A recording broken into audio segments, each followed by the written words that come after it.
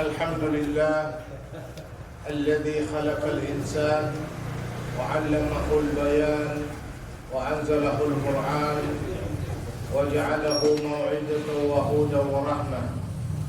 Thumma salatu wassalamu ala nabiyyina wa imamina Muhammad sallallahu alaihi wasallam wa ala alihi wa ashabihi wa man tabi'ahum bi ihsanin ila yaumil akhir. Puja dan puji syukur senantiasa kita aturkan kehadirat Allah Subhanahu wa taala.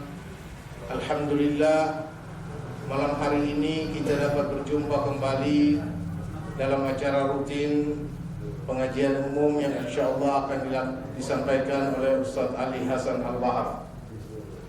Terima kasih kami ucapkan kepada Ustaz Ali yang telah menyediakan waktunya untuk kami jamaah muhajirin pada malam hari ini. Seperti yang saya sudah umumkan di grup, bahwa malam hari ini adalah malam penutupan sementara sebelum kita memasuki bulan Ramadan, dan insyaallah pada bulan Syawal Allah panjangkan umur kita untuk kita sampai lagi untuk membuka kembali pengajian ini. Jamaah sekalian yang saya hormati, untuk mempersingkat waktu, pengajian pada malam hari ini segera kita akan mulai dengan terlebih dahulu kita bacakan beberapa ayat suci Al-Quran.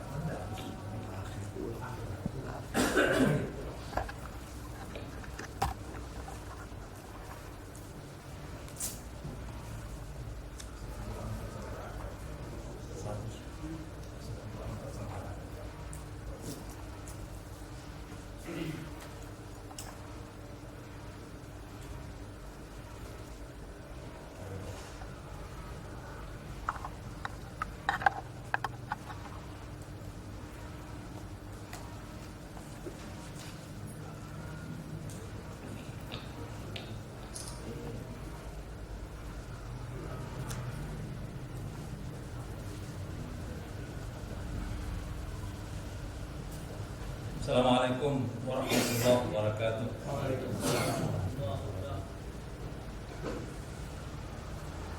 Bismillahirrahmanirrahim. Wa ma kana al-mu'minuna liyanfiru kaffah falawla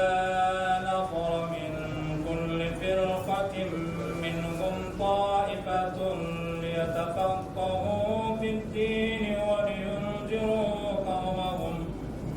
ولينذروا قومهم إذا رجعوا إليهم لعلهم يحذرون. يا أيها الذين آمنوا قاتلوا الذين يلونكم من الكفار وليجدوا فيكم غلظة واعلموا أن الله مع المتقين. وإذا ما أنزلت سورة فمنهم من يقول أيكم زادته هذه إيمانا فأما الذين آمنوا فزادتهم إيمانا وهم يستبشرون. وأما الذين في قلوبهم مرض فزادتهم رجسا إلى رجسهم وماتوا وهم كافرون. أولا يرون أنهم يفتنون في كل عام مرة أو مرتين ثم لا يتوبون ولا هم يذكرون. وإذا ما أنزلت سورة نظر بعضهم إلى بعض هل يراكم من أحد ثم انصرفوا صرف الله قلوبهم بأنهم قوم لا يفقهون لقد جاءكم رسول من أنفسكم عزيز عليه ما عنتم حريص عليكم بالمؤمنين رؤوف رحيم فإن تولوا فقل حسبي الله لا إله إلا هو عليه توكلت وهو رب العرش العظيم. Assalamualaikum warahmatullahi wabarakatuh. Waalaikumsalam warahmatullahi wabarakatuh. Bismillahirrahmanirrahim.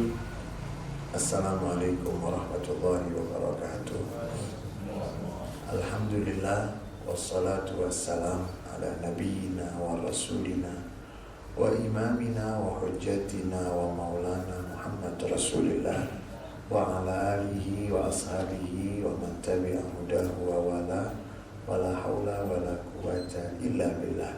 Puja dan puji syukur senantiasa kita haturkan kehadirat Allah Subhanahu wa taala. Shalawat dan salam untuk Nabi Muhammad sallallahu alaihi wasallam, untuk keluarga beliau, para sahabat beliau dan seluruh pengikut beliau yang setia sampai akhir masa. Sahibul Bait Ustaz Malik Al-Amri dan keluarga semoga senantiasa berlimpah keberkahan dari Allah Subhanahu wa taala. Muhajirin seluruhnya mudah-mudahan berlimpah keberkahan dari Allah Subhanahu wa taala. Mohon maaf pada kesempatan yang lalu saya berhalangan hadir, dan pada kesempatan ini adalah karena kita akan menjelang masuknya bulan suci Ramadan, mungkin kita akan tawakuf sementara, lalu kita akan berjumpa lagi insyaallah setelah kita menunaikan ibadah puasa dan Idul Fitri, lalu kita akan berjumpa lagi. Mudah-mudahan semuanya selalu dalam keadaan baik, sehat walafiat. Kita akan baca ayat-ayat akhir dari surat At-Taubah. Allah Subhanahu wa taala setelah menjelaskan bahwa tidak pada ayat 122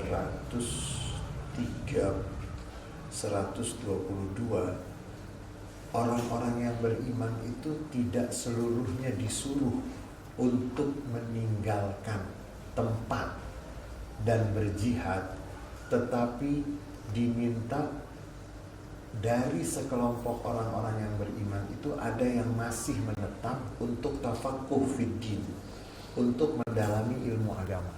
Jangan sampai semua ikut perang terus nggak ada tim ahli. Jadi kalau semua perang lalu nggak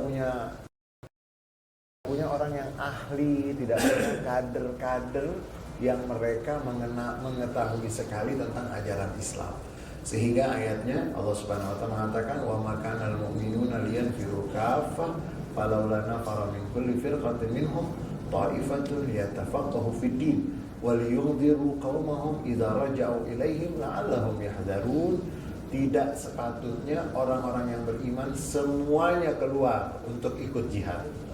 Maka semestinya ada dari setiap kelompok sebagian dari mereka yang melakukan tafaqquh fiddin, mendalami ilmu agama. Sampai sekarang itu yang mencontoh ini, yang mempraktekkan ini, Israel. Jadi Israel itu, jangan kita pikir semua orang Israel itu ikut perang. Itu kalau Anda pergi ke Palestina, Anda akan lihat orang-orang Israel yang jenggotnya pakai topi, itu dia tidak pernah pakai baju militer. Karena memang dia dibayar oleh negara untuk tafaqquh fiddin. Jadi mereka dibayar, jadi yang mempraktekkan itu adalah yang mempraktekkan ayat ini Israel. Jadi enggak semua rakyatnya disuruh untuk perang, tapi ada dari mereka yang dan gajinya lebih besar. Kalau kita kan di Indonesia ulama udah nggak digaji, mau disertifikat lagi. Kesian, pantesan kalau banyak yang berontak kan, karena dipikir digaji enggak, terus mau disuruh Kita setuju kalau sertifikasi itu tujuannya untuk kualitas ustadz-ustadz, kualitas para dai, mubalik. Kita semua senang. Karena kadang-kadang itu, kita ambil contoh Jumatan aja, itu kadang-kadang ada khotib ngomongnya nggak jelas. Dia mungkin lagi kesel. Ya udah dia tumpahkan di mimbar Jumat. Nggak nyambung. Nanti kadang-kadang hal yang nggak penting yang disampaikan. Nah, sertifikasi untuk kualitas benar. Tapi nanti kan harus berkesinambungan. Jangan gara-gara ada demo sertifikasi, nggak ada demo dibiarin. Itu kan jadi negara yang nggak begitu cerdas untuk menatap masa depannya. Begitu ada kasus buang, nggak ada kasus, jadi nggak pernah terencana. Nah, jadi harus ada dari sekelompok umat Islam yang mendalami ilmu agama, dan Israel mempraktekkan ayat ini. Negara-negara Islam, ya makanya itu ada yang disebut dengan beasiswa sebetulnya itu untuk siapa? Dari zaman Salahuddin Al-Ayyubi. Zaman Salahuddin Al-Ayyubi itu ada wakaf-wakaf yang dikhususkan untuk tempat tinggal mereka yang menuntut ilmu, kemudian untuk guru-guru. Mungkin sekarang ya Saudi Arabia yang melaksanakan seperti itu, kemudian Iran juga besar-besaran. Dia memberikan untuk, makanya di Iran itu ada yang namanya Ayatullah, ada namanya, itu dibiayai. Kalau kita di Indonesia ya pesantren banyak yang gulung tikar. Karena ya disuruh nyari duit sendiri, disuruh nanti mau dikasih duit banyak kalau lagi pilkada. Kalau nggak ada pilkada nggak ada yang ngasih duit banyak. Akhirnya ya kayak begini, disayangkan sekali dan memprihatinkan sekali. Semestinya sebagaimana yang dipesankan oleh ayat ini, nggak semuanya harus ikut jihad, juang, peperang. Akan mendalami ilmu agama, ketika kaum mereka pulang dari itu mendapatkan pelajaran. Karena siapa yang mau menghafal kalau semuanya ikut perang? Siapa yang akan menjadi hafiz Quran? Siapa yang akan menjadi hafiz hadis? Yang menghafal hadis dan semuanya kalau semuanya ikut perang. Ya ayyuhalladzina amanu qatilul ladzina yalunakum minal kufar. Bukan berarti kalau diperintahkan untuk tafaqquh fiddin terus yang namanya jihad itu selesai, tidak. Hei orang-orang yang beriman. Nah, ini dalam Al-Quran itu tidak kurang ada 89 ayat yang Allah memanggil dengan redaksi ya ayyuhalladzina amanu. Jadi kalau kita baca yang paling populer puasa ya ayyuhalladzina amanu kutiba alaikumusiyam kama kutiba alal ladzina min qablikum la'allakum tattaqun. Kalau ayat yang panggilannya ya ayyuhalladzina amanu untuk puasa, kita jawabnya cepat. Tapi banyak ayat ya ayyuhalladzina amanu nggak dapat perhatian karena nggak ada hubungan dengan nanti itu surat Al-Hujurat. Surat Al-Hujurat salah satu surat yang tidak begitu panjang, hanya 18 ayat, 5 kali 5 ayat dalam surat Al-Hujurat itu dimulai dengan ya ayyuhalladzina amanu sampai ayat yang terkait dengan berita. Ya ayyuhalladzina amanu in ja'akum fasiqun binaba'in fatabayyan. Kalau dipanggil untuk puasa kita sambut. Tapi kalau dipanggil jika ada orang yang fasik membawa berita, maka kita diperintahkan apa? Tabayyun. Orang yang fasik. Kalau sekarang tuh berita bukan dari orang fasik lagi, jadi gak jelas. Apalagi dari berita yang tidak. Kalau yang fasik kita diminta untuk fatabayyan.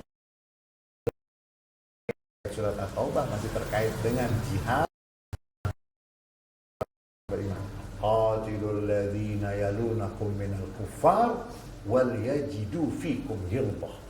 Perangi yang kamu temui orang-orang kafir. Kafirnya tentu kalau tetangga kita kafir baik. Tapi sekarang kan sedang diusahakan orang yang non muslim gak boleh disebut kafir. Diusahakan. Sedang ada kampanye. Enggak, saya beriman kok kamu bilang saya kafir? Ini istilah agama saya. Istilah agama Anda, saya ini gembala sesat. Saya nggak marah. Silakan Anda bilang saya gembala sesat lah, Anda bilang macam-macam. Tetapi lihat, campur tangan orang-orang yang ingin mengikis nilai-nilai keislaman Sampai istilah yang karena Al-Quran mengatakan orang yang percaya ada Tuhan lebih dari satu, laqad kafara alladziina qalu innallaha tsalitsu tsalatsa. Sungguh telah kafir orang yang mengatakan Allah satu di antara. Laqad kafara alladziina qalu innal masiha ibnu maryam ibnullah. Dan 3 kali dalam surat Al-Maidah lagi. Subhanallah, surat Al-Maidah. Dalam surat Al-Maidah itu diulang sampai 3 kali. Telah kafir orang yang menganggap bahwa Allah itu satu di antara 3. Tapi dunia di sama gak. Mereka beriman yang digunakan oleh Al-Quran, yang beragama dan mengimani Al-Quran, kita akan pakai istilah Al-Quran. Kalau menurut politik bagus itu urusan. Kalau menurut mereka itu nggak bagus, karena kafir itu terus. Kata-kata kafir nggak usah. Nanti jilbab gimana? Nggak usah. Apalagi terus. Semuanya mau di. Kemudian ada peraturan yang kurang nggak mutu gitu kan. Negara kok ngurusin jenggot gitu kan. Negara tuh urusin tuh ekonomi masyarakat, lorong-lorong yang bikin jalan-jalan bikin macet. Itu urusan negara. Kalau urusan jenggot itu mungkin kalau rambut agak panjang sebagai pegawai negeri pantas. Tapi kalau negara disuruh ngurusin jenggot kan kesian.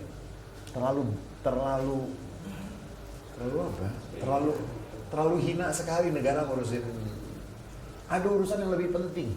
Bagaimana masyarakat kita itu bisa maju. Itu anak madrasah yang menemukan listrik dari pohon kedong-dong itu lebih baik kita hebohkan daripada ngurusin jenggot, celana cingkrang dan segala macam itu kan. Jadi kebablasan kita ini terbawa untuk ekstrim-ekstrim kanan dan ekstrim kiri. Yang kamu temui dari orang-orang kafir yang memerangi kamu agar mereka mendapatkan keras dari kamu. Wa'alamu annallaha ma'al muttaqin, dan ketahuilah sesungguhnya Allah Subhanahu wa taala bersama orang-orang yang bertakwa. Bersama dengan orang-orang yang bertakwa artinya Allah akan memberikan kemenangan kepada orang-orang yang bertakwa. Wa idza ma unzilat suratun faminhum may yaqul ayyukum zadathu hadhihi imana fa ammal ladzina amanu fazadathum imana wa hum yastabshirun. Dan apabila diturunkan ayat atau surat-surat Al-Qur'an dari mereka, maksudnya orang-orang munafik, kalau kan itu mereka antara kamu yang imannya bertambah. Jadi mereka mengucapkan ini, pertanyaan menghina.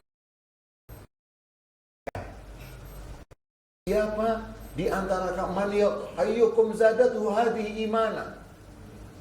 Istihzaan dari orang-orang munafik itu, mereka mempermainkan ayat-ayat Al-Quran sampai mereka mengatakan, kita kan kadang-kadang, mohon maaf, kadang-kadang itu kita suka mendengarkan, siapa yang alim. Mereka itu suka menghina. Ini orang-orang munafik pada masa Nabi Muhammad SAW, ketika ayat Al-Quran turun, mereka dengan bercanda mengatakan, siapa di antara kamu yang imannya bertambah? Lalu Allah menegaskan, fa ammal ladzina amanu fazadathum imana wa hum yastabshirun. Adapun orang-orang yang beriman, maka dengan turunnya Al-Quran bertambah iman mereka, dan mereka wahum yastabshirun, dan mereka gembira dengan turunnya ayat-ayat Al-Quran. Kalau orang munafik, dia takut dibongkar rahasia. Orang munafik takut ada ayat-ayat yang ketika turun itu akan menjadi yang membongkar rahasia dan kemunafikan mereka. Mereka nggak senang, makanya mereka buat bercanda. Mereka menghina, mereka melecehkan ayat-ayat Al-Quran. Adapun orang-orang yang beriman, mereka gembira dengan turunnya ayat Al-Quran.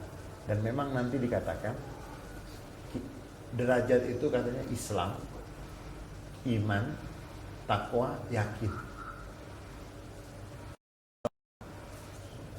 Iman. Kita kalau Islam gak usah, karena semenjak kita syahadat Islam. Iman itu nanti dalam surat Al-Hujurat contohnya, Qalatil a'rabu amanna. Orang-orang Badui datang, mereka dari suku Bani Asad dalam dikatakan, mereka datang kepada Muhammad dan mereka mengatakan, wahai Muhammad, kami orang-orang yang beriman. Kami datang kepada kamu, kami tidak memerangi kamu. Kami datang beriman, kami hanya minta bantuan kepada kamu. Di kampung kami ini paceklik. Di kampung kami ini keadaan sulit. Kami minta bantuan. Kami kan sudah berbuat baik kepadamu, kami tidak memerangi kamu. Jadi menurut mereka, kalau datang kepada Nabi tidak memerangi berarti memberikan untung kepada Nabi. Karena memang orang-orang yang lain itu banyak yang memerangi Nabi. Al-Quran mengatakan, janganlah taqulu amanna, qulu aslamna, walam yadkhulul iman fi qulubikum. Jangan kamu katakan kamu sudah iman, katakan sudah Islam. Karena iman belum lagi masuk ke dalam hati. Dari situ ulama mengatakan ada Islam, ada iman. Dan Sayyid Qutb nanti mendetailkan. Iman itu kalau masuk ke dalam hati akan punya pengaruh. Handphone, kalau dimasukin SIM card, berubah nggak ya? Berubah kan? Fungsinya gimana? Bisa buat nelfon, bisa jadi data, bisa jadi tergantung chipsnya ya. Kalau handphone itu bisa jadi apa nih? Sayyid Qutb mengatakan ketika seorang keimanan masuk ke dalam hatinya, dia akan berubah. Cara berpikirnya sudah luas lagi. Dia nggak berpikir besok, dia berpikir tentang hari kiamat gimana. Dia sudah berpikir rumah-rumah di surga, bukan rumah-rumah di sini lagi. Dia sudah berpikir tentang yang jauh, tentang yang besar.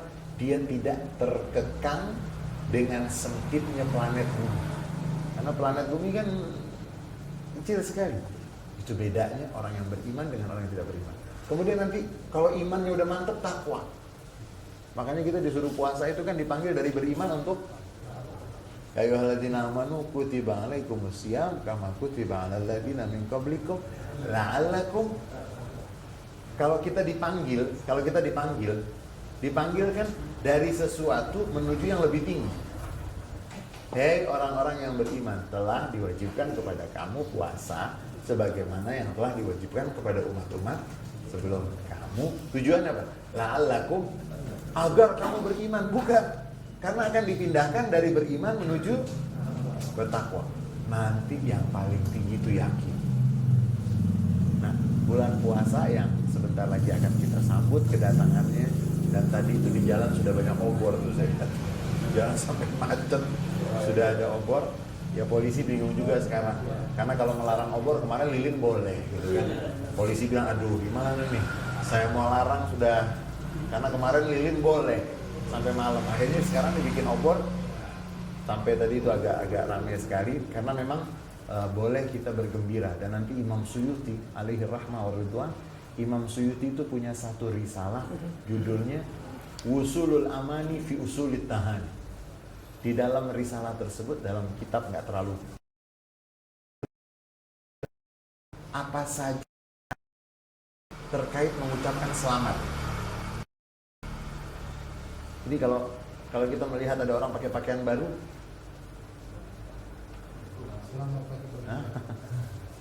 ilbas jadidan ish hamidan umut syahidan. Itu Sayyidina Umar bin Khattab radhiyallahu anhu arda pernah pakai baju warna putih baru. Riwayatnya dari putra beliau Sayyidina Abdullah bin Umar radhiyallahu anhu. Itu mengatakan ketika Sayyidina Umar pakai baju putih, mungkin baju putihnya baru. Rasulullah begitu melihat ilbas jadidan ish hamidan mut syahidan.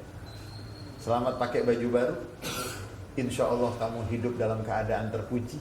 Dan insya Allah kamu akan meninggal dunia dalam keadaan mati syahid. Jadi kalau pakai baju, nanti ada orang yang pulang dari rumah sakit, itu ada tahniahnya. Di sana juga Imam Suyuti menyebut tahniah bi qudum Ramadan.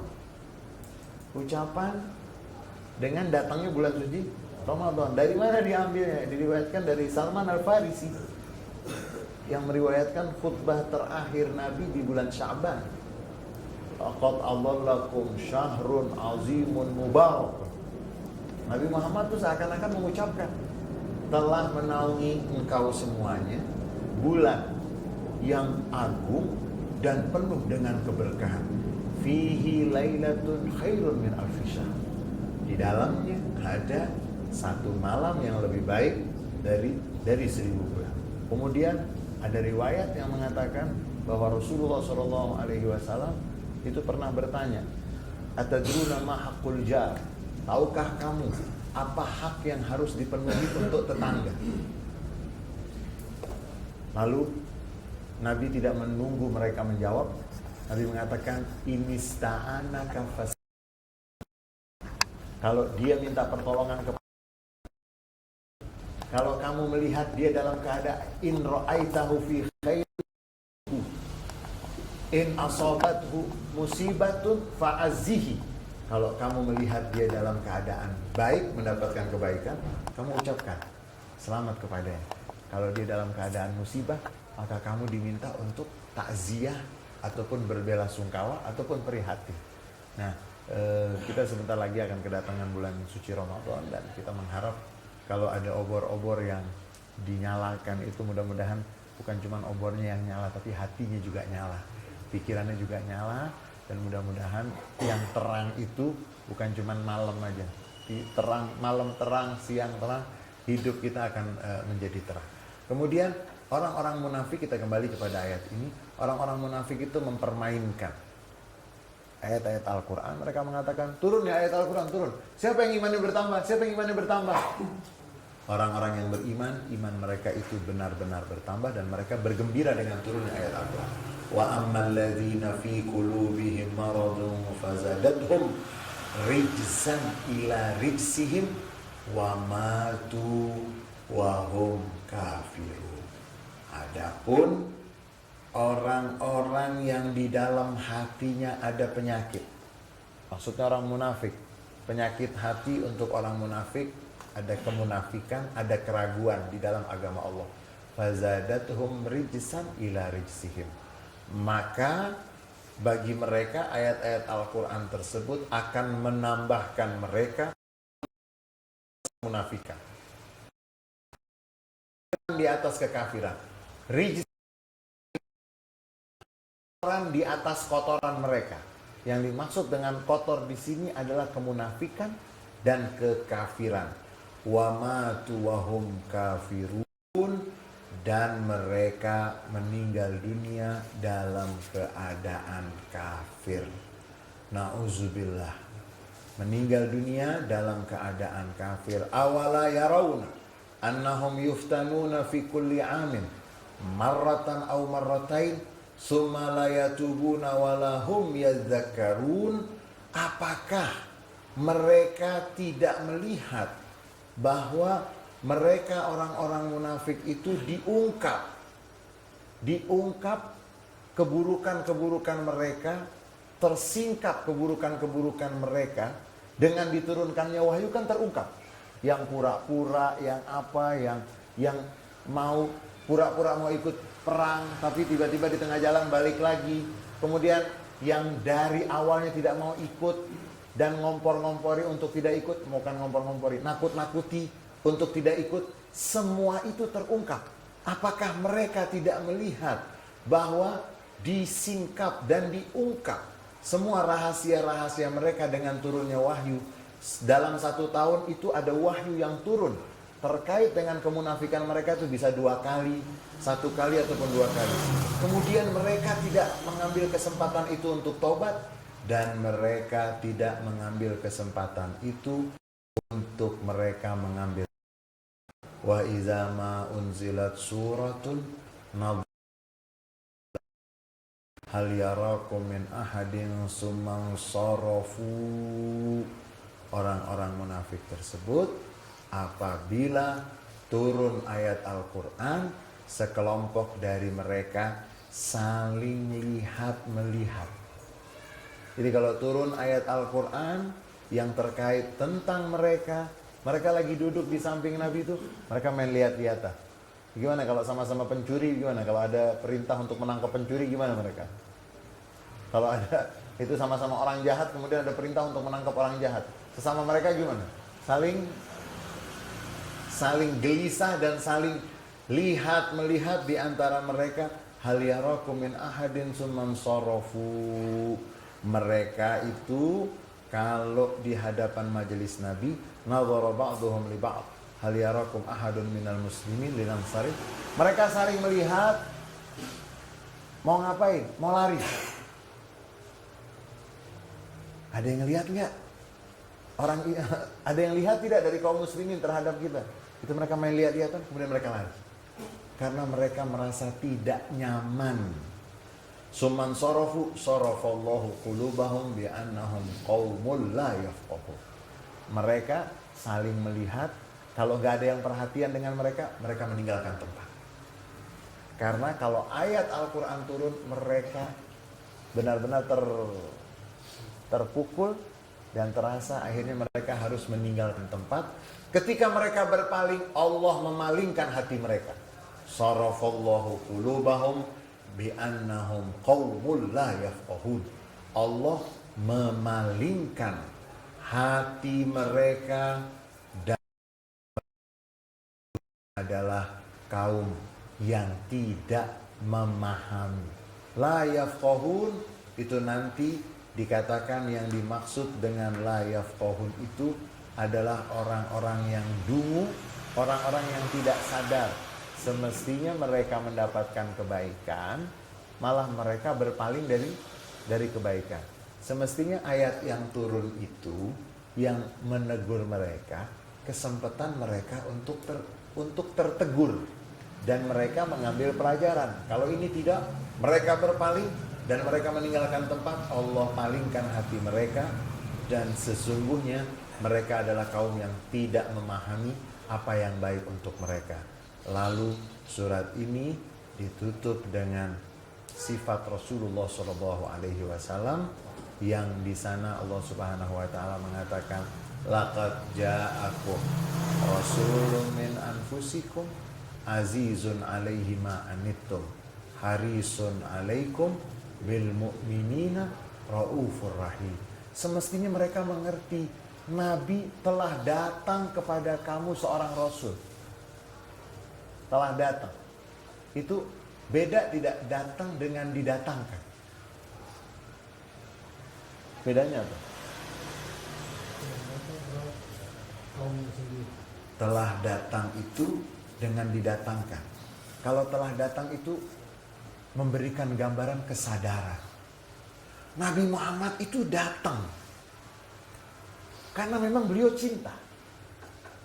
Gak pakai didatangkan. Kalimat yang digunakan itu laqad ja'akum. Sungguh telah datang kepada kamu. Mendatangi kamu. Itu artinya apa? Gak disuruh. Kalau didatang bisa jadi gak mau.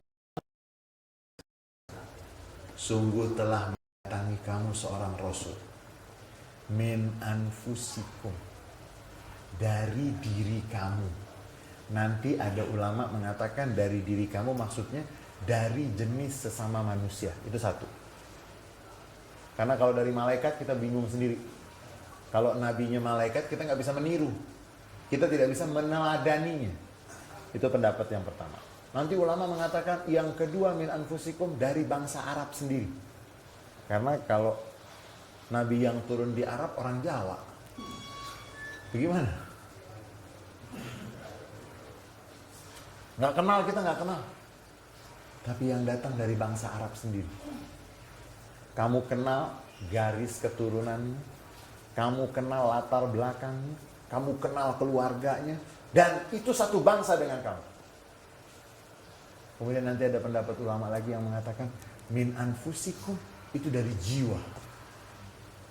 Maksudnya apa dari jiwa? Yang Nabi lakukan itu sesuai dengan isi hati kamu semua. Nabi itu sejiwa dengan kamu, seperasaan dengan kamu. Bukan orang yang beda perasaan. Kalau pemimpin, maaf ya, kalau pemimpin sekarang kan, dulu ada pemimpin yang bilang, saya nggak perlu pengawalan supaya saya merasakan kemacetan. Begitu dia sudah jadi pemimpin, dia bikin macet. Pernah mengatakan, saya nggak perlu pengawalan nanti. Nggak usah pakai foreigner, nggak usah. Saya ingin merasakan. Tapi, apa yang terjadi? Si pemimpin tidak sejiwa, tidak seperasaan. Telah mendatangi kamu seorang Rasul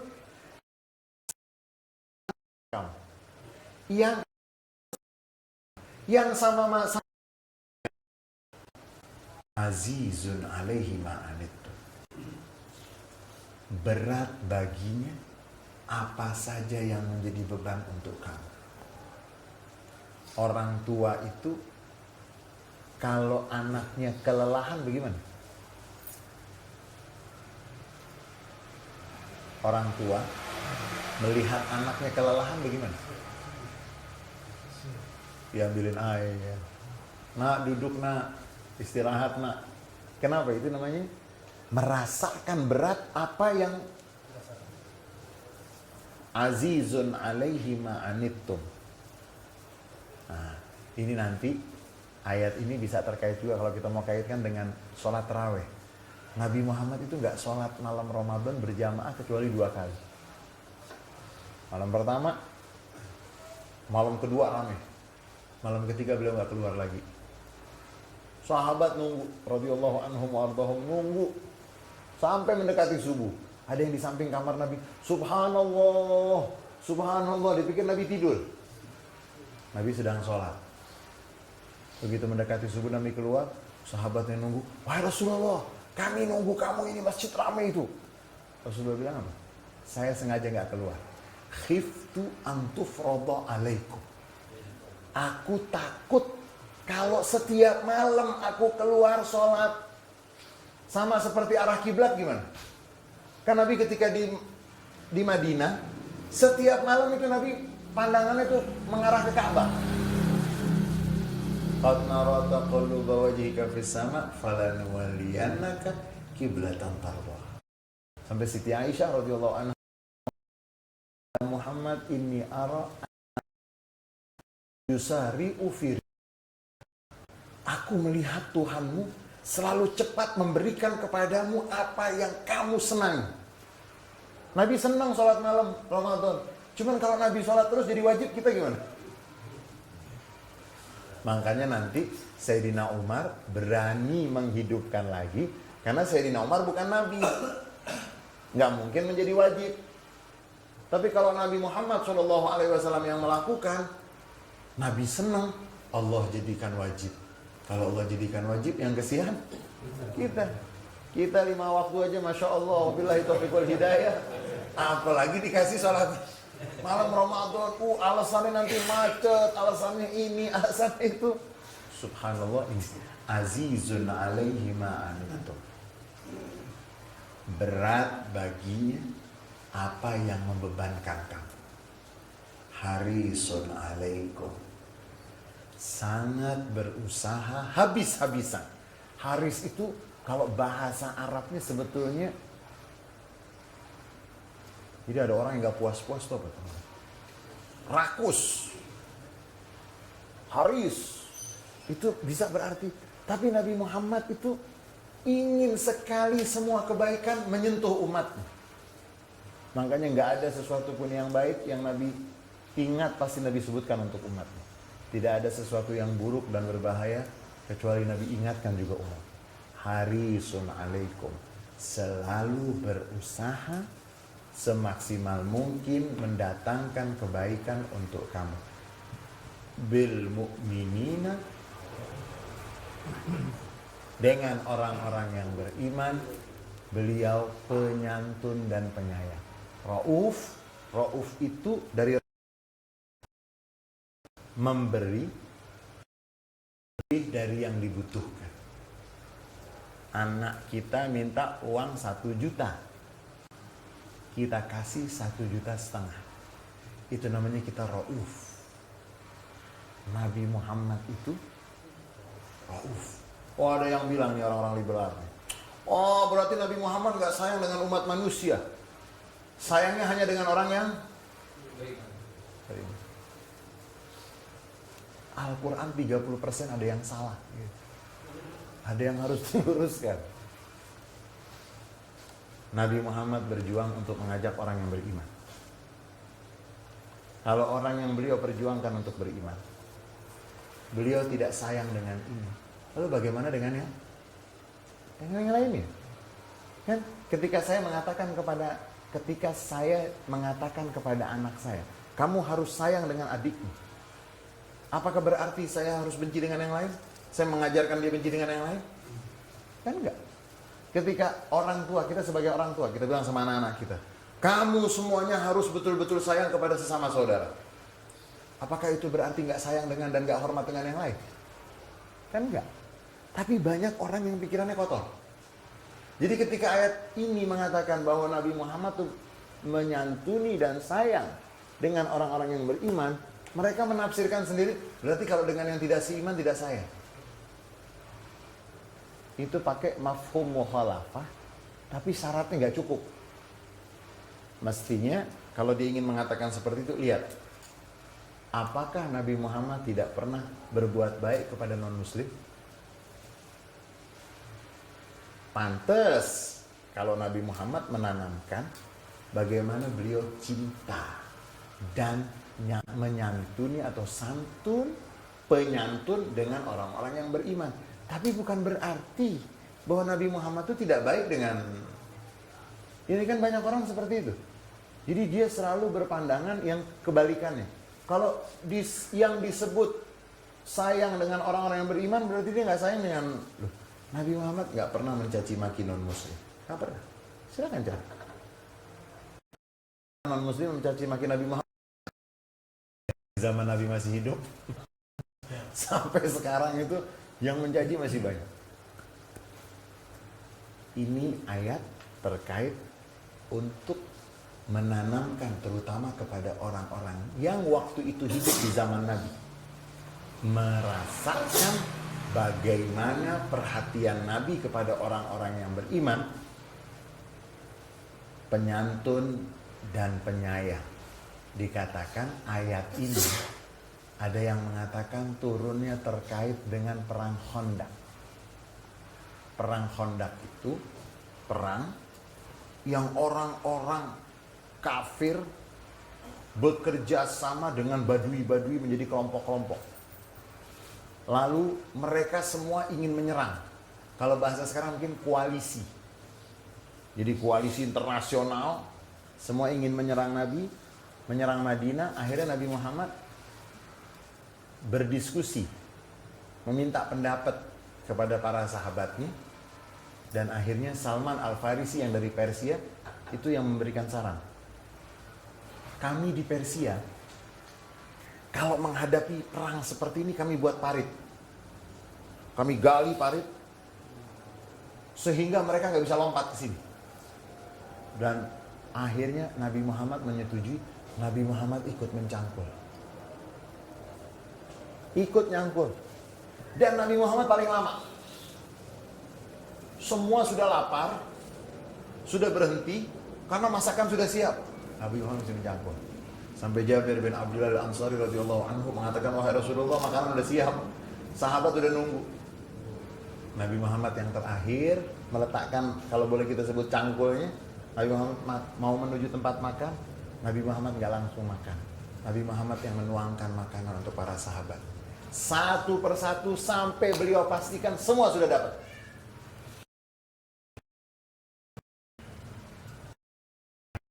Jadi, laqad ja'akum rasulun min anfusikum azizun 'alaihi ma anittum harisun 'alaikum bil mu'minina raufur rahim fa in tawallaw,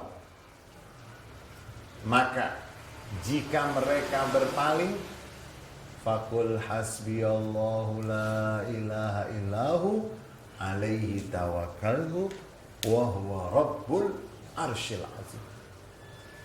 Jika mereka berpaling, katakan, wahai Muhammad, cukup bagiku Allah, tidak ada Tuhan selain Dia, hanya kepadanya aku bersandar, dan Dialah Tuhan yang memiliki arsy yang agung. Ayat pertamanya itu bara'atun minallahi wa rasul. Pisah hubungan. Sudah, silakan putus hubungan. Untuk orang-orang kafir, untuk orang-orang munafik. Ayat terakhirnya fa in tawallaw. Maka jika mereka berpaling, sudah. Gak usah dipaksakan lagi, cukup bagiku. Nanti para ulama itu memiliki banyak yang terkait tentang hubungan awal surat dengan akhir surat. Awal surat putus hubungan. Akhir surat juga kalau mereka berpaling, sudah. Allah tidak ada Tuhan selain gantung, bersandar, tawakkaltu, tempat aku bersandar, wa huwa rabbul arsyil azim, dan dialah Allah Tuhan yang memiliki arsy yang agung. Dan setelah surat ini, insya Allah setelah lebaran nanti kita akan lanjutkan dengan surat Yunus, dan nanti kita akan lihat hubungan antara surat At-Taubah dengan surat Yunus, baik awalnya dan akhirnya. Dan kita mengharap mudah-mudahan hari-hari yang sudah tinggal menghitung jari akan masuk bulan suci Ramadan, mudah-mudahan kita selalu membaca Al-Quran, menghayati Al-Quran, mengamalkan Al-Quran, memperjuangkan Al-Quran, dan mudah-mudahan sebagaimana yang Nabi Muhammad SAW katakan, Al-Quran, Ramadan wal Quran yashfa'an. Ramadan dan Al-Quran memberikan syafaat. Ramadan nanti akan mengatakan di hadapan Allah, ya Allah, berikan syafaat kepada fulan, mana'tuhu al-akla wa syurba. Aku yang membuat dia, aku yang mencegah dia untuk tidak makan dan tidak minum. Aku yang mencegah dia untuk makan dan untuk minum. Aku yang melarang dia untuk tidak makan dan tidak. Aku yang membuat dia tidak makan dan tidak minum. Berikan syafaat untuk dia. Kemudian Al-Quran akan mengatakan, ya Allah berikan syafaat untuk dia, karena aku yang membuat matanya tidak bisa tidur karena membaca. Mudah-mudahan bulan Ramadan, bulan Al-Quran, Allah Subhanahu wa Ta'ala berikan kepada kita yang akan membuat kita sebanyak-banyaknya kebaikan, dan kita akan setelah bulan di pertengahan bulan Syawal kita akan berjumpa lagi. Kemudian yang ingin juga saya sampaikan, kita akan menunggu keputusan Kementerian Agama untuk masuknya bulan Ramadan. Ustadz, kalau ada yang sudah memutuskan silahkan, gak ada masalah. Tapi paling bagus itu dikatakan hukmul hakim mulzimun wa yarfa'ul khilaf. Keputusan pemerintah, keputusan otoritas apabila sudah memutuskan, maka itu mengikat dan yang menghilangkan perbedaan pendapat. Dan kita harus menjaga persatuan maksimal yang bisa kita jaga. Ustadz, saya mau ikut yang ini, gak ada masalah. Tapi kita menganjurkan kalau memang ada yang berbeda, tidak usah ditonjol-tonjolkan, tidak usah ditampak-tampakkan. Itu non-muslim, mereka saling berbeda, tapi mereka tidak pernah mau menampakkan. Tetapi kita jangan sampai mengusik dan jangan sampai merusak persaudaraan di antara kita. Kalau ada yang sudah mengambil keputusan untuk puasa, misalnya nanti terjadi perbedaan, tetapi informasi yang sampai malam hari ini kita dapat, kemungkinan nanti hilal akan terlihat 2 derajat lebih. Kalau 2 derajat lebih berarti Muhammadiyah oke. Kemudian NU juga oke. Jadi namanya oke OC.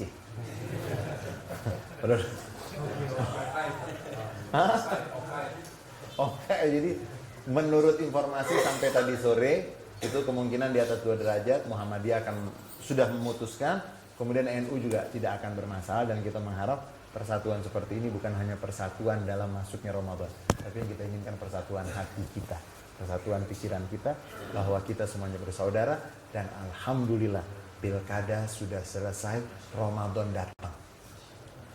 Dia akan sejuk, itu masih nyinyir, yang tadinya masih sepi dengan masuknya bulan. Dan Allah Subhanahu wa Ta'ala telah kabulkan permintaan kita semuanya.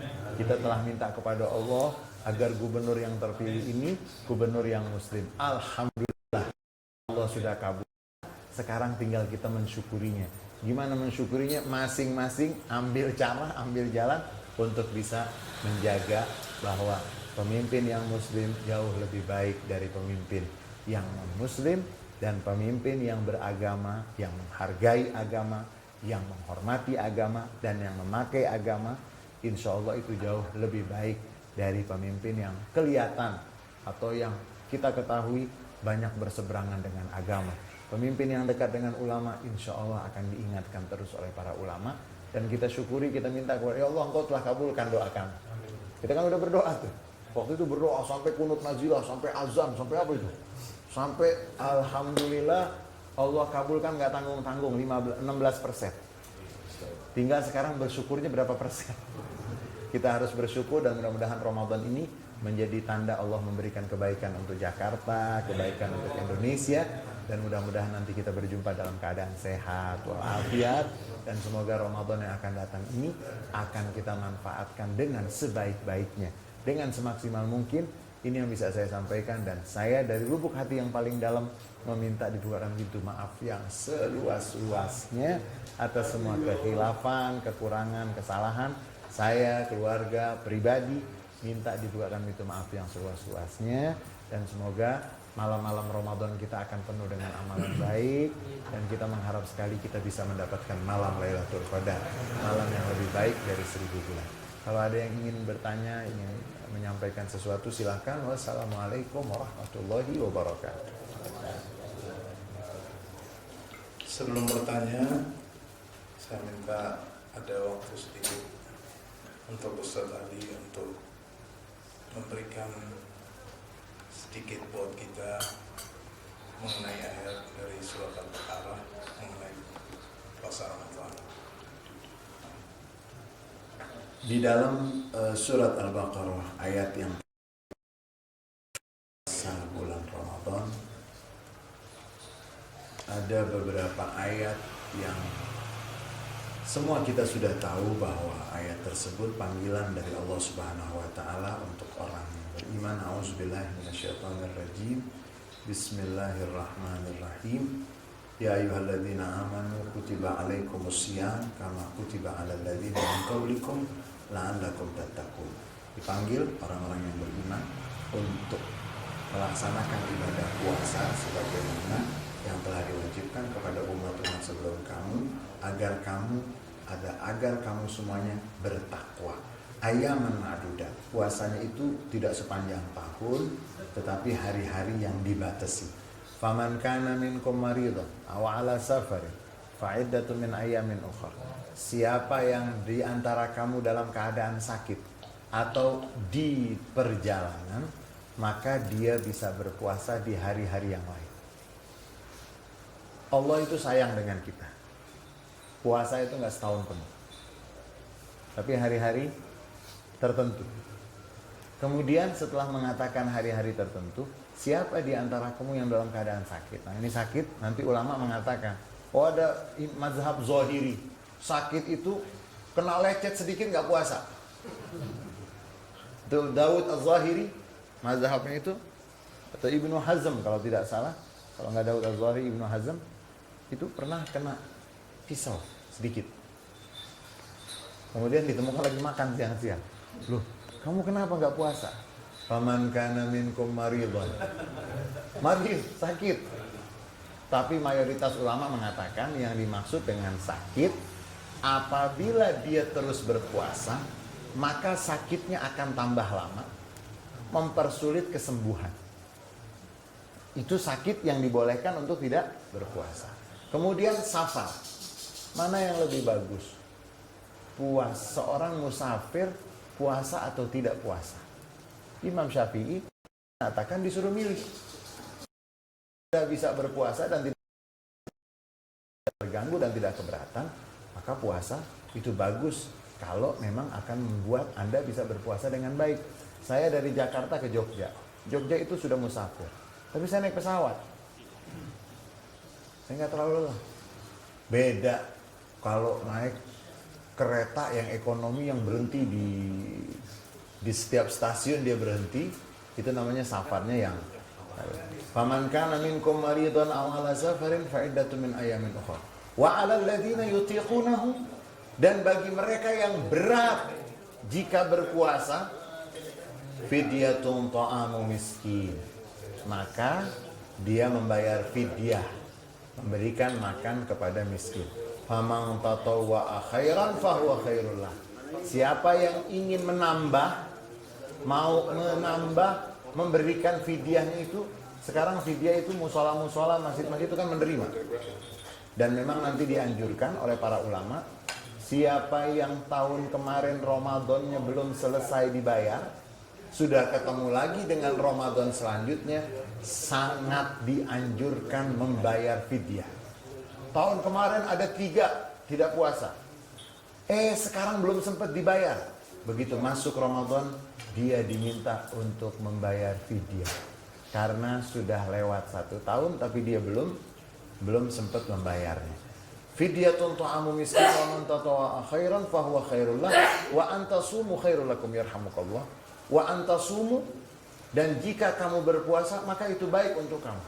Ini petikan ini, wa antasumu khairul lakum, dan jika kamu berpuasa itu baik untuk kamu. Petikan ini bisa dijawab dengan ilmu pengetahuan bahwa puasa sangat bermanfaat secara fisik, secara psikis, kemudian pribadi, masyarakat, keluarga. Orang yang berpuasa itu baik. Makan kita lebih tertata, waktu makan kita juga lebih tertata. Kemudian psikis, orang yang berpuasa, dia secara kejiwaan, dia akan memperbaiki perasaannya, emosinya. Kemudian secara pribadi, orang yang berpuasa, dia akan tersentuh untuk selalu takut kepada Allah. Dia akan lebih baik. Kemudian keluarga, di bulan Ramadan keluarga dekat. Buka puasa bareng, sahur bareng. Kemudian masyarakat yang penduduknya berpuasa, mendekati waktu berbuka puasa ngapain tuh? Ngabuburit. Mendekati waktu berbuka puasa mereka menyiapkan takjil. Akhirnya mereka menjadi bermasyarakat dengan baik. Kemudian secara bernegara juga, negara yang masyarakatnya berpuasa relatif lebih aman. Saya nggak tahu nanti Matraman masih ada di mana, di jalan apa itu, di Matraman atau di mana? Yang masih ada tambak, di jalan tambak, di Manggarai. Mudah-mudahan sudah nggak ada lagi. Wa antasumu khairul lakum in kuntum ta'lamun, jika kamu mengetahui.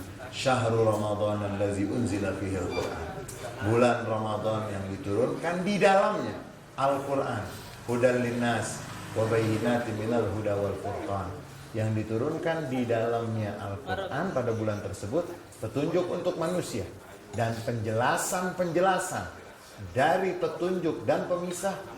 Faman syahida minkumus syahra falyasum, siapa yang bertemu dengan bulan Ramadan maka wajib baginya berpuasa. Diulang lagi, waman kana maridan aw ala safarin fa iddatun min ayyamin. Siapa yang dalam keadaan sakit, siapa yang dalam perjalanan. Diulang untuk menunjukkan bahwa Allah sangat sayang.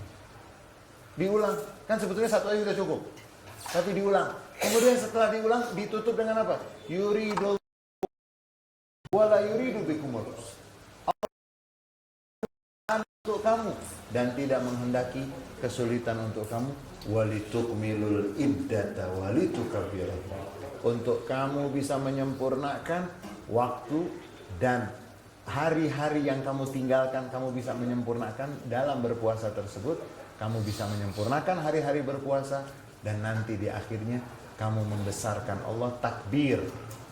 Litukabbirullah ala ma hadakum, atas apa yang Allah berikan petunjuk kepada kamu. Wala'allakum tashkurun, dan agar kamu bersyukur.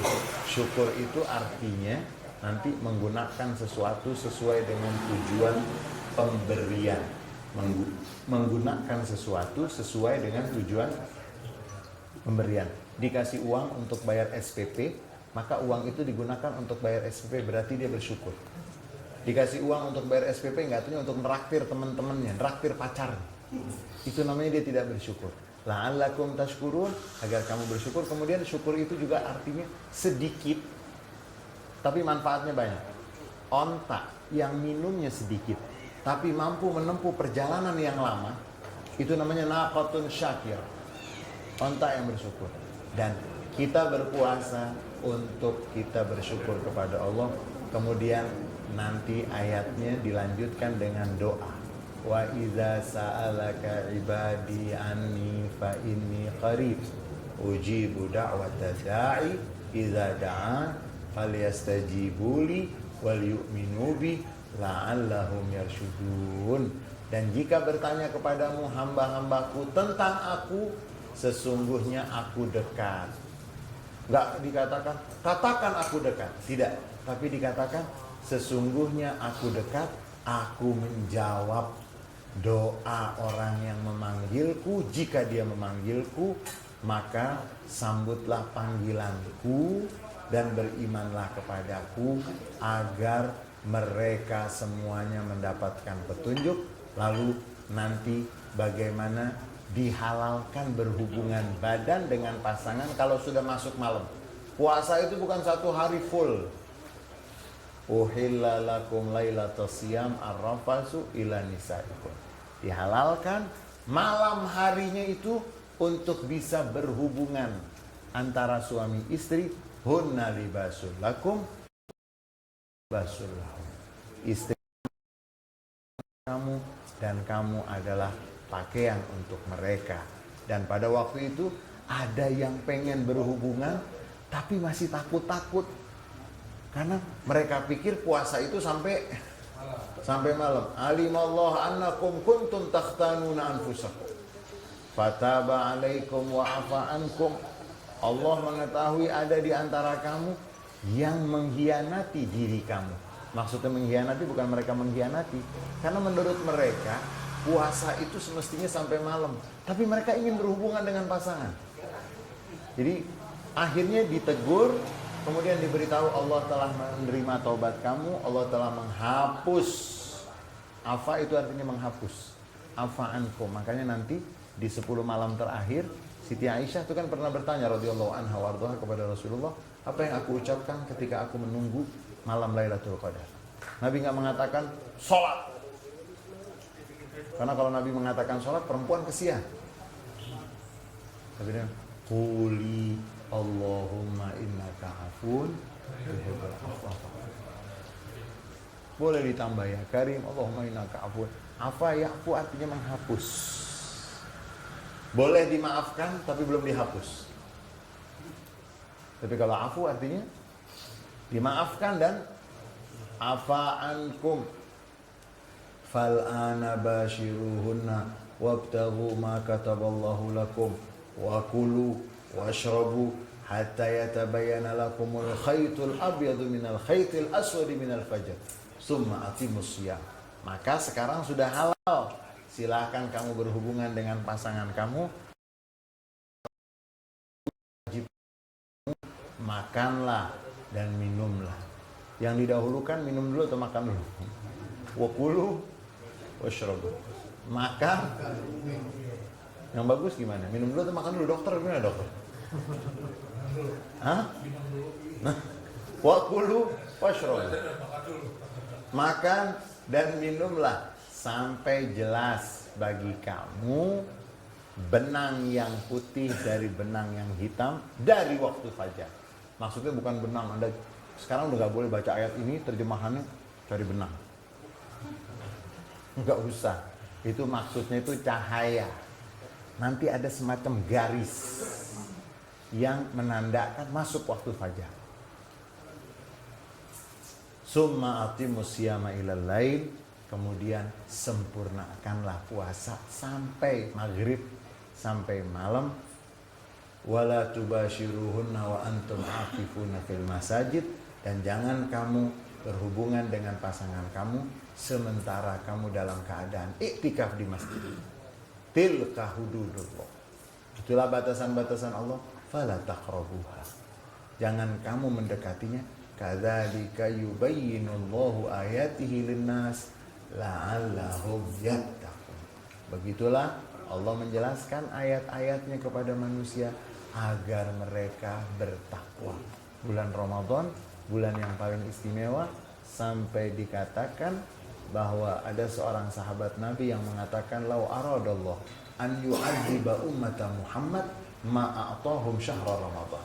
Seandainya Allah ingin mengazab umat Nabi Muhammad, Allah tidak memberikan bulan Ramadan. Kalau Allah, berarti Allah akan jauhkan umat Nabi Muhammad dari azab. Karena begitu masuk bulan Ramadan, yang nggak pernah ngaji jadi ngaji, yang nggak pernah sholat jadi sholat, yang nggak pernah puasa jadi puasa, yang nggak pernah sholat subuh jadi sholat subuh. Ramadan, kalau Allah ingin mengazab umat Nabi Muhammad, Allah tidak berikan umat Nabi Muhammad dengan bertemu bulan Ramadan. Dan itu yang dikatakan para sahabat Nabi, kalau datang bulan Ramadan, setelah membaca doa Allahumma ahillahu alaina bil amni wal iman wa salamati wal islam hilala khairin wa hilala rushdin, setelah membaca doa melihat munculnya hilal, mereka juga mengatakan marhaban bimutahhirina minadz dzunub, selamat datang bulan yang akan membersihkan kita dari dosa-dosa kita semua. Mudah-mudahan Ramadan yang akan datang akan betul-betul membawa kebaikan dan manfaat untuk kita semua. Sebelum kita tutup, mungkin ada yang ingin bertanya, ingin disampaikan. Silakan bagi yang ingin bertanya. Baik, yang ingin bertanya saya persilakan, saya ditanya jawab. Saya buka dari sekarang. Bapak. Musafir Ustaz. Musafir ini tidak puasa boleh? Ya. Puasa boleh. Iya. Imam Syafi'i mengatakan kalau musafir dia yang tidak puasa, suami istri tidak puasa, siang hari di orang berhubungan bisa. boleh. Tapi jangan diniatin safar untuk itu. Jadi boleh. Kalau pertanyaannya seorang musafir, suami istri, karena dia musafir kan dia tidak puasa, kemudian dia berhubungan, boleh. Tapi jangan jadikan safar untuk itu. Itu nanti namanya akal-akalan. Nah, kalau akal-akalan nanti ulama jawab lagi. Jadi ada seorang ulama di wilayah Andalus, Spanyol waktu Islam Jaya, sedang ngajar. Yang duduk di sampingnya itu khalifah. Kalau bahasa kita ini presiden gitu, hadir. Si khalifah zaman itu nanya, Syekh, bagaimana hukumnya kalau saya berhubungan badan di tengah dalam keadaan berpuasa dengan istri saya? Beliau menjawabnya apa? Puasa 2 bulan berturut-turut. Ini murid-murid Syekh ini kan bingung. Perasaan yang pertama bukan puasa. Hukumannya kalau ada yang melakukan itu, yang pertama memerdekakan budak. Kalau nggak mampu memerdekakan budak, berpuasa 2 bulan. Kalau nggak mampu berpuasa 2 bulan berturut-turut, maka beri makan 60 fakir miskin. Ini jawabannya dibalik. Yang pertama, karena yang nanya khalifah banyak budaknya, jawabannya apa? Kalau dibilang, apa hukumnya kalau saya berhubungan badan di tengah Ramadan dengan pasangan saya? Merdekakan budak, setiap hari dia lakukan. Karena budaknya, akhirnya dia tidak puasa. Muridnya kan nanya, Syekh kenapa jawabannya begitu? Iya, karena yang bertanya sama saya, kalau saya kasih jawabannya, memerdekakan budak setiap hari dia akan berhubungan. Karena budaknya banyak. Akhirnya dia tidak berpuasa. Saya berikan hukuman yang ini namanya ulama yang cerdas. Kalau ditanya, lihat siapa yang nanya. Jadi seperti Abdullah bin Abbas, anak muda nanya, oh Abdullah bin Abbas, saya kalau puasa nyium istri saya gimana hukumnya? Nggak boleh. Masih duduk di situ. Datang aki-aki. Wahai Abdullah bin Abbas, bagaimana hukumnya saya mencium istri saya di dalam keadaan berpuasa? Boleh. Yang ini bilang, oh tadi saya nggak boleh. Beda. Kamu sama dia beda. Kalau dia sudah wabillahi taufiq wal hidayah, kalau kamu itu, nah, jadi nanti itu hukum ada yang namanya ihtiyat, kehati-hatian. Kemudian jangan main-main. Jadi jelas kalau musafir nanti kan safar ada tujuan. Ada tujuannya untuk bisnis, ada tujuannya untuk sekolah, ada tujuannya untuk silaturahmi. Kalau tujuannya puasa, tujuannya untuk nggak puasa, itu sudah nggak bagus. supaya bisa berhubungan terus nggak puasa. Jadi kan dibolehkan malam hari. Tergantung yang nanya Ustaz ya. Yang nanya tadi tergantung. Jadi jawabannya Ustaz itu tergantung yang nanya. Kalau yang nanya Ja'far lain lagi ceritanya. Baik, ada pertanyaan lagi? Nah, kalau safarnya umrah, Ustaz, Ya. safarnya umrah panas. Sekarang cuaca di Mekah lagi betul-betul panas. Apakah dia bisa? Boleh. Boleh. Hah? Musafir. Boleh. Nggak puasa. Tapi hatinya gimana? Iya. Istafti qalbak. Tanya hatimu. Nggak enak kan gitu. Tapi yang suruh kamu pergi puasa panas-panas itu siapa? Kan gitu. Nanti ada dalam peristiwa, kalau tidak salah dalam peristiwa Fathu Makkah ada salah satu peristiwa, itu cuaca panas seperti yang ditanyakan Ustaz Aliki. Cuaca panas, itu masih banyak yang berpuasa. Jalannya sampai doyong. Nabi Muhammad tanya, siapa itu yang jalannya seperti itu?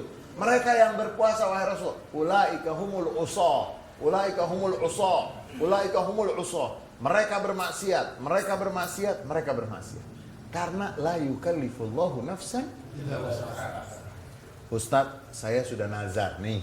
Saya udah nazar. Kalau saya punya uang, saya mau berangkat umroh Ramadan. Subhanallah, Ramadan tahun ini panasnya luar biasa. Kamu niatnya itu niat umroh atau niat puasa di sana? Kalau nggak kuat nggak apa-apa.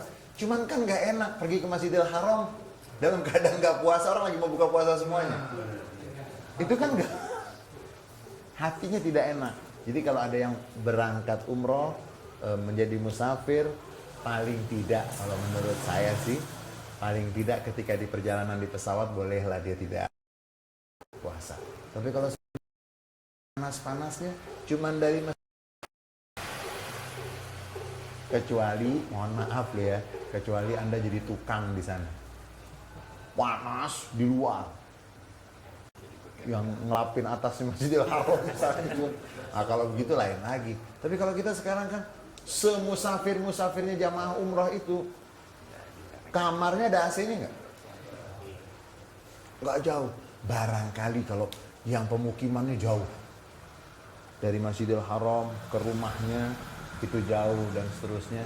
Tapi kalau hotelnya masih ada AC-nya, untuk berbuka ada, untuk ini ada, ya kurang resep kalau ada di Mekah bulan Ramadan gak puasa. Saya pernah ngalamin ada orang gak puasa. Ya tapi gimana nih? Saat kita kan musafir, ya, silakan. Cuman ya hati bagaimana? Karena Nabi Muhammad sudah bilang puasa yang paling besar pahalanya itu musim panas. Jadi kalau mau cari pahala paling banyak berangkat umroh. Dan memang umroh di Ramadan pahalanya beda. Karena selesai pulang haji perpisahan, hajatul wada, Rasulullah SAW ketemu dengan seorang ibu. Ibu, kenapa ibu nggak ikut haji kemarin? Kita berangkat haji semuanya kemarin kok. Ya saya ada kesibukan yang saya nggak bisa ikut. Nabi Muhammad, oh kalau begitu umratun fi Ramadan kahajjatin ma'i. Umrah di bulan Ramadan seperti haji bersama. Apalagi kalau musim panas, benar-benar berasa puasa. Kalau kita kan di Indonesia nggak jelas cuacanya, banyak pohonnya, banyak. Dan yang pergi umrah pun juga sekarang di Masjid Nabawi hotelnya berbintang semuanya, hotelnya ber-AC semuanya, makanan ada semuanya. Nggak jauh lagi, nggak repot lagi. Silakan pilih. Kalau menurut Imam Syafi'i, musafir boleh memilih untuk tidak berpuasa ataupun berpuasa. Lihat yang mana yang lebih untuk diri. Wallahu a'lam. Sudah jelas umroh Ramadan pasti lebih baik. Fulusnya juga bagus. Jadi pasti lebih bagus. Ya. Baik, ada yang mau bertanya lagi silakan. Batasan untuk yang dianggap musafir itu setengah jam yang boleh membatalkan setelah jam 12 ke atas atau sebelum jam 12 atau bebas? Musafir kapan sih? Jadi saya musafir jam 4 sore ya boleh? Boleh. Ada keadaan mendadak. Anda harus musafir. Boleh. Sama seperti sholat. Sholat musafir itu kalau Anda mau qasar mau jamaah, Anda sudah niat mau berangkat ke Bandung. Di rumah Anda sebelum jalan sudah boleh. Itu juga dalam keadaan berpuasa. Saya mau berangkat jam berapa saja kalau saya musafir sudah. Nanti memang ada ulama, kalau sebelum subuh berangkatnya itu bagaimana, kalau setelah subuh itu ada pendapat yang lebih hati-hati. Tetapi secara umum kalau kita menjadi musafir, jam berapapun boleh kita tidak berpuasa. Kalau musafirnya ke bulan, gak ada yang mau nanya gitu. Bukanya kapan? Bukanya ikut waktu Mekah. Jika ada orang menjadi astronot di Mekah, berapa jam puasa? Dari misalnya mereka subuhnya itu jam 4, maghribnya jam 8, berapa jam? Ikutin itu. Kalau ada yang jadi astronot, atau ada yang temannya astronot, buka puasanya dan puasanya. Atau di negara yang malamnya, yang siangnya terlalu panjang, atau yang malamnya terlalu panjang. Kalau masih tidak jauh dari waktu Mekah, nggak ada masalah. Maksudnya waktu Mekah itu, di Mekah berapa jam berpuasa? Kalau musim panas enggak, musim panas bisa lebih. Musim panas tuh bisa-bisa tuh jam 3:30 mungkin mereka sudah sahur, sudah imsak. Kemudian nanti 7:30 malam. Dan biasanya kalau musim panas tuh taraweh tuh habis taraweh nggak lama sudah tengah malam udah sudah sahur. Makanya di sana dibalik, malam jadi siang. Yang kesian begitu balik ke Indonesia dia bengong sendirian. Wallahu a'lam bishawab.